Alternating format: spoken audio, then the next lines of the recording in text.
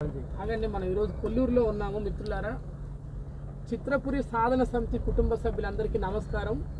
కొల్లూరులో ప్రభుత్వం, తెలంగాణ ప్రభుత్వం కట్టిస్తున్న double bedrooms మనం చూడడానికి వచ్చాము. ఈరోజు అధ్యక్షులు కస్తూరి శ్రీనివాస్ గారు, మన నాయకులు పటేల్ గారు, ఉపాధ్యక్షులు, నేను కూడా రావడం జరిగింది మీ భద్రంగానే. మిత్రులారా, ఈ డబుల్ బెడ్రూమ్ అన్ని కూడా మన సినిమా కార్మికులందరికీ ఫ్రీగా ఇవ్వాలనేది మన సాధన సమితి డిమాండ్ చేస్తుంది.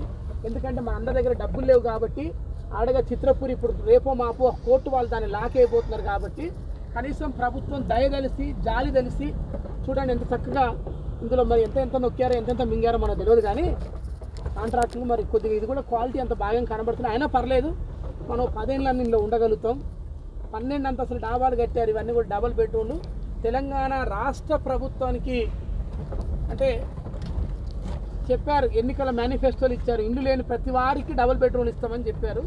మరి సినిమా కార్మికులు కూడా పేదవాళ్ళే కాబట్టి, మేము కూడా ఓటర్లమే కాబట్టి మాకు కూడా ఈ డబుల్ బెడ్రూమ్ తలా ఒకటి ఇచ్చి ఆ కేసీఆర్ దొరగారు, కేటీఆర్ దొరగారు, కవిత దొరసానమ్మ గారు, హరీష్ రావు గారు, హిమాంశు రావు గారు జర్ర పుణ్యం కట్టుకోవాల్సిందిగా కోరుతున్నాం మేమందరం. చూడండి మిత్రులారా, ఇల్లు ఎలా ఉన్నాయో. ఇది మన సాధన సమితి అందరూ కూడా షేర్ చేయాలి. ఇది కేటీఆర్ కూడా తెలియజేయాలి. మనందరికీ ఇవి ఇచ్చిన చాలు. అట్లనే చిత్రపురిలో అవినీతి చేసిన అందరూ జైలు వేయాలి. రెండే మన డిమాండ్లు, ఎక్కువ లేవు. ఈ రోజుకి 2 డిమాండ్లు అందరూ తెలియజేసుకోవాలి. ఇంకా కొన్ని కన్స్ట్రక్షన్ కూడా జరుగుతున్నాయి. చూడండి అగో,